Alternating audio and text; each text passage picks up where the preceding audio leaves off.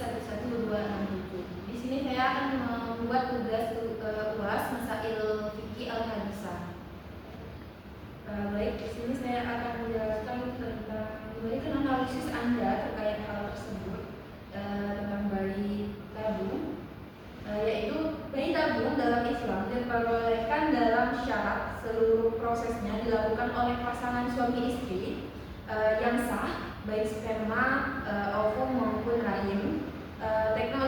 Teknologi ini menjadi solusi medis bagi pasangan yang mengalami kesulitan memiliki keturunan. Menurut Fatwa Majelis Ulama Indonesia yaitu MUI, bayi tabung dibolehkan jika sperma berasal dari suami yang sah, ovum juga berasal dari istri yang sah, janin ditanamkan dalam rahim istri sendiri, namun dilarang jika menggunakan sperma atau ovum dari pihak ketiga, atau dititipkan pada rahim wanita lain, atau sebagai disebut ibu pengganti.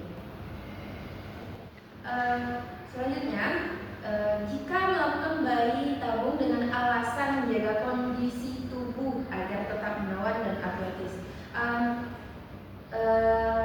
melakukan bayi tabung dengan alasan mendarurat seperti menjaga tubuh tetap atletis tidak dibenarkan dalam Islam.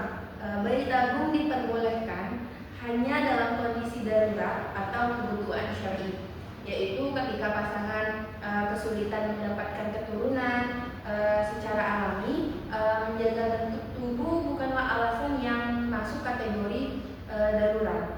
Dalam Islam, prioritas utama adalah menjaga keturunan melalui cara yang sah dan sesuai syariat. Bagaimana pandangan hukum Islam dalam hal membesarkan janin pada rahim wanita lain? Islam mengharamkan proses penitipan embrio atau bisa disebut semen suami dan ovum istri ke dalam rahim wanita lain, atau bisa disebut ibu pengganti atau surogesi. Hal ini dapat menimbulkan kekacauan nasab dan Islam sangat menjaga kejelasan garis keturunan. Menurut fatwa MUI, bayi tabung dengan rahim wanita lain hukumnya haram karena menimbulkan kerusakan tatanan keluarga dan sistem nasab. Selanjutnya soal kedua, Islam membolehkan poligami dengan jumlah wanita yang terbatas dan tidak. Yang pertanyaannya, setujukah Anda dengan poligami? Saya pribadi setuju dengan poligami dalam batasan yang diperbolehkan oleh syariat. Maksimal seorang pria boleh menikahi 4 wanita. Poligami dalam Islam adalah rukhsah, yaitu keringanan yang dibolehkan dengan syarat mampu berlaku adil.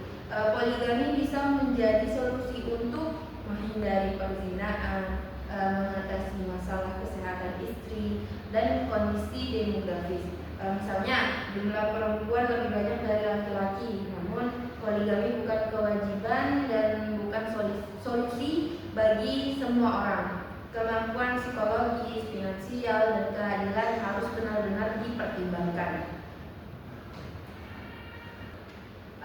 Berikutnya, bagaimana pandangan hukum negara atau undang-undang dan hukum Islam terkait kasus poligami?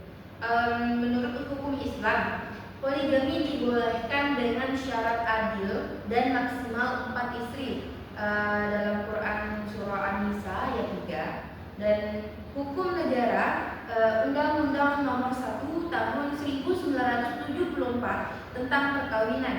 Poligami diperbolehkan tetapi harus mendapatkan izin dari pengadilan agama. Syaratnya, istri tidak mampu menjalankan kewajibannya, istri yang cacat atau sakit yang tidak dapat disembuhkan, atau istri tidak dapat memberikan keturunan. Yang soal ketiga yaitu tentang aborsi.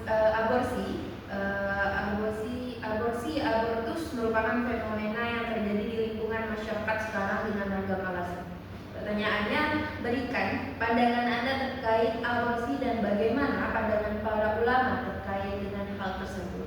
Secara umum, aborsi hukumnya haram, kecuali dalam keadaan darurat seperti membahayakan nyawa ibu. Yang kedua, kondisi medis yang terverifikasi.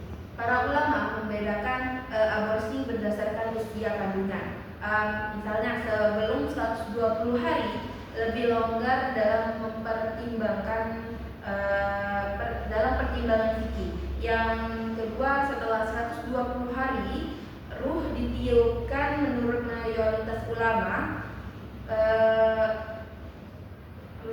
melakukan aborsi haram kecuali darurat. Bagaimana jika melakukan aborsi dengan alasan terindikasi bahwa anak yang lahir nanti cacat, apakah boleh atau haram? Mayoritas ulama melarang aborsi karena janin cacat jika usia kandungan sudah lebih dari 120 hari. Namun beberapa ulama membolehkan jika ada rekomendasi medis yang sah dan usia kandungan belum mencapai 120 hari. Selanjutnya, berikan solusi terbaik dari tindakan aborsi. Solusi terbaik adalah yang pertama, pendidikan agama dan seksualitas sejak dini. Yang kedua, menghindari pergaulan bebas dan zina. Yang ketiga, memperkuat lembaga keluarga dan komunikasi orang tua antar anak. Yang keempat, memberikan konseling dan pendampingan psikologis bagi yang hamil di luar nikah. Yang kelima, melakukan pendekatan hukum dan sosial untuk mencegah aborsi ilegal.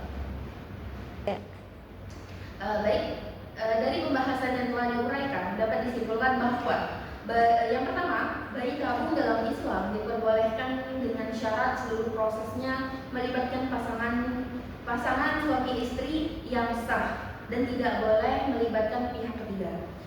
Yang kedua, poligami dalam Islam merupakan kebolehan yang diatur dengan syarat dan tanggung jawab yang berat, termasuk kewajiban berlaku adil